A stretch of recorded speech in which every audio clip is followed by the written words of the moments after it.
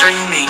Bawat araw planado ang galawan sa field. Aking tipo laging on ang kargada. Mga kalapati, sabay sabog sa kalawakan. Sa Ebong Love TV, abot ang bawat balitaan. Lakas ng balahaw, sa taas umaangat. Kalapating alaga po, di mo na maaawat. Sa laban ng buhay, galing ang puhunan. Saludo sa kalapating palumpalo pangalan. Good morning mga ka-Ebong!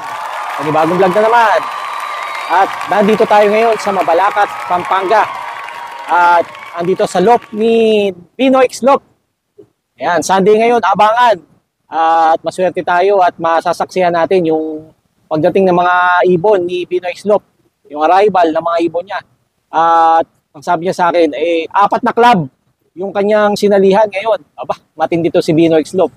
Pambihira. Ayan. So, yan yung kauna-unahang trophy ni Pinoy Slope. Sana all. May trophy. Tingnan natin. Dao Mabalacat System Association, PMSA, Pinoy Slope, in recognition as Solo Clacker of Color, Lawag, Ilocos Norte. O, pambihira to si Idol, oh. O, napag-iwanan na ako. Siya may trophy na. Solo Clacker of Color. Talaga naman. Mahuhusay yung ating mga tropa. Congratulations, Idol. Ayan, masaya tayo para sa kanya. Ayan, so pagka mayroon tayong mga tropa na nananalo, hindi tayo naiinggit. Pag-push natutuwa tayo sa kanila. Ayan. So, kasi habi-habi natin to eh. So, masaya tayo na nagtatagumpay yung bawat isa. Di ba? Ayan. So, kahit anong pang club, kahit sinong pansiya sa ibang lugar, kung hindi man sa Apalit, sa Pampanga, yan, lahat yan, mga sinusuportahan natin. Ayan. Basta nagkakalapate, di ba? Ayan. Iisa lang ang ating layunin, di ba? Yung alagaan yung ating mga kalapate. Ayan. At hopefully manalo sa race, di ba? Alright. So, pinunta natin dito ay, dahil nandito tayo sa Mabalacat, magtotos na rin tayo ng ating warrior. Warrior, kasi nag-iisa lang. Wala tayong panlaban. Yung itotos natin dito, yung old bird ko, na medyo matagal, na to, hindi nahuli to, so hindi ko na ikarera. At yun nga, so hindi maganda yung performance niya ng mga nakaraang training, kaya iniwan ko. So ngayon, siya yung natitira ko na, isa sa mga natitira kong old bird. Ayan, yung dalawa ko pa natitirang old bird na, naka-feathering, so hindi ko sila pwedeng imitos ng malayo. Alright, so ito yung ating ibon, ayan o. So nakuha din natin to dito kay Bap Bap. Wala, mahina eh. Pinedering ko yung pakpak ko. Tingnan nyo naman, sira-sira. So, dapat yata ipedering ko to. Ano ba sa tingin nyo mga ka-Ebong? Ano bang payo nyo? Ayan o, pangit ng mga pakpak nyo. Nakapedering na yan noon. Ganito nangyari. Parang may mga puti-puti. No? Hindi maganda yung nangyari sa pakpak niya. So, baka tatanong natin kay Idol Binox kung ano pwedeng gawin. Ayan. Ayan o, sira eh. So, baka ipedering natin ulit. Ito ay hen ito eh. Medyo may konting lugon siya. Ayan. Sa leeg. Ayan. Pero medyo makapal na ang katawan. Ayan. At silipin natin yung certificate ni Idol. Oh. Ito yung sinasabi ko na si Snippy 358. Ayan. Palawi Island Survivor. Multiple winner. Patibayan area winner. Ayan. Yung mga speed niya. Oh. Ayan. Parang nakatop siya doon sa Lawag. Ayan. Pero, at saka doon sa Santa Ana. Pero, sa Patibayan, nanalo pa rin siya. Ang Patibayan kasi dito sa kanila ay kailangan makauwi yung ibon mo. Okay na yon. Hindi, kahit makatop siya, basta makauwi yung ibon, qualified pa rin siya sa Patibayan. Basta maisakay mo. Kung di ako nagkakamali, pero i-ano natin. Itingnan natin kung tama ba yung sinasabi ko. Ito yung si Alan Katakutan, yan si Bap Bap. Diyan kami kumukuha ng ibon na mura lang. So dito niya nakuha yon si Snippy. At sinuwerte nga. Ayun. Gift bird lang to sa kanya. Kasi ako yung bili ng bili, siya naman binibigyan. Talaga to si Binoy, Idol Binoy Slope. Oh. Ayan. O ito ulit yung certificate ni Snippy. No? Ang daming pinanalunan nito si Snippy na to. Oh. Nag-12 overall champion. First overall of color knockout. 16 overall PUF of color. O, tingnan nyo naman. Alam nyo ba, gift bird lang yan. O. So, yung kapatid niya na gift bird din sa akin, sinubukan ko ilipad. Ayun, kasama sa nadali doon sa south. Yung siyam na nilipad ko, isa doon sa mga huling nawala, yung kapatid nito. Sayang nga eh. Ayan. Ito, ayan, hawak-hawak na ni Bino Xlop yung ating ibon. So, ano masasabi mo, Idol? Dapat ba i-feathering na yan? No, sira yung pakpak eh. No? Kailangan na, Idol. Yung pa naman yung pinedering ko dati. So, paano bang pe-feathering ang gagawin natin yan? Kailangan na pasingawin mo muna mga, 2 weeks or 1. Puputulan. Pasingawin mo, puputulan. Okay. Kasi, parang di ang fit ka. Oh, pangit eh. Dry na rin yung ano niya. Dry na, So, yung 7, 8, 9, 10. Ito. Kasi 7, 8, ito patubo eh, oh. Di ba? Patubo na yun nandito, medyo matibay na to kasi kulay black na rin. Okay, napupulbos pa naman. Ito naman. Oh. Ayos ba yung katawan, di manipis? Ganda na. Gano? Gana. Hindi Oh, siya na. babae yan eh. Yung puti. Dito tayo madilim eh. Ayan. Yung puti. Ganun pala yun. Pwede na, sige, bitawan na natin. Yan, sana makauwi. Yan, basic lang yan. Balakat, Pampanga, Huapalit. Na tayo yan. Ayan, so nag-aabang tayo ngayon dito. Ang estimated arrival, alas 9, Idol, no? 1-2. 1-2. 1-2 pa yun. Ano ba yung, so ibig sabihin yun, mga tinatakbo nun, nasa 72 kilometers per hour ba?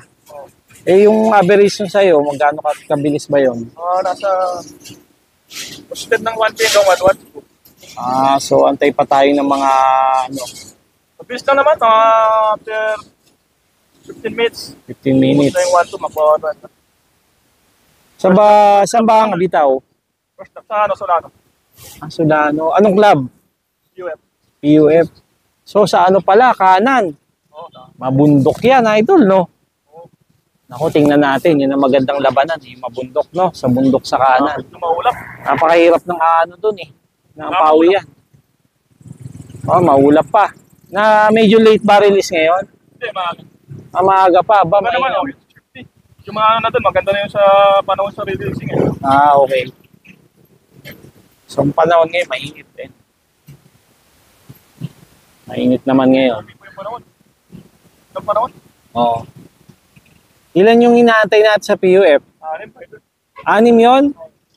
Yung sinakay mo sa ibang club, ilan yun? Yun lang. Sa BBC, isa lang. Nandiyan na. Nandiyan na. So, bali 7. Oh. Akala ko 4 kasi yung club na sa Hindi, double club kasi yun eh. PFA, tsaka... Okay. Okay. Kamusta yung sa BBC mo? Anong time? Okay naman. 1K pa yung... Kusales. Osales. Malapit-lapit pa yun, no? Pero ano na yun, last training na ba yun? Hindi pa, arrival rate. Isinali mo sa pan race? Okay. Yun yung yata yung first lap ng pan race ngayon, ano? Okay. Kasi ako sa second pan race siguro. Okay.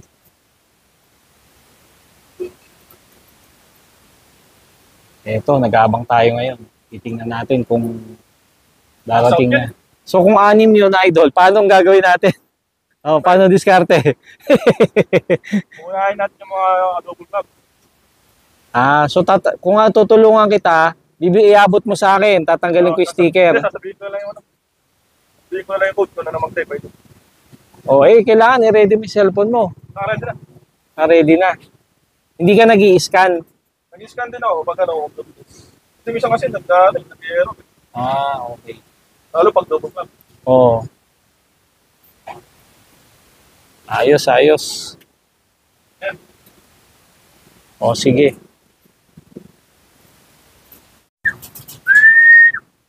Uy, may dumating na yata. Meron na, Idol? May isang lumilipad eh. Ayan na. Ay, hindi ba?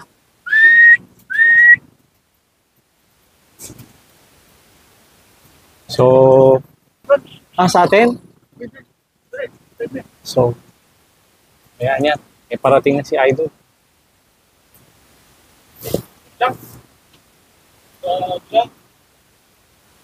Ah, hindi. Dito, balik eh. First time kong mag-aabang sa ibang loft. One trip pa naman yung speed ito na. Bilis nun. Baka rumoronda lang.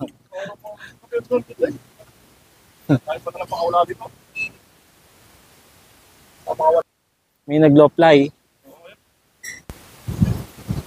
At time check. 9:48 AM. Naku, wala pa yung ibon ni Idol Binoix. At base doon sa race result, halos ano pa, wala pa 50 yung nagka-clock. Eh, sa check namin, wala pang 20. No? So, ang speedan, below 800 na lang. Kaya, sobrang hirap itong first lap na to sa Solano, Nueva Vizcaya. Yun, talagang killer first lap ito. So, malalaman natin yung resulta kapag natapos na yung karera. At isasama natin sa vlog yun. Alright. So, papaalam na muna tayo mga kaebong. At hindi na natin maantay yung pagdating, no? At iano na lang natin, i-update ko na lang kayo doon sa magiging resulta ng karera ni Idol. Alright. Time check, 10:35 AM. Cut off na. Pero nga, Walang nag-clock sa ibon ni Idol Binoix, pambihira. Tapos base do sa race result, parang wala pang 10% yung nakauwi. Doon sa Palit Pampanga, balita ko wala ring nakapagpauwi ni isa. No, di natin sure, baka sa as of the moment meron na nakauwi, pero naku, cut off na ngayon. Grabe first lap. Sobra. marami akong malulutong breeder nito. Magluluto na lang daw ng breeder si Idol. Tsaka magbebenta. So sa mga interesado, punta na kayo bukas. Magbebenta na ng breeder si Idol Binoix. Christian JMB. Yung mga bumili sa kanya, balik na daw kayo. Christian JMB. Ayan. So uwi na tayo ng Apalit. So hanggang dito na lang. Maraming salamat mga idol.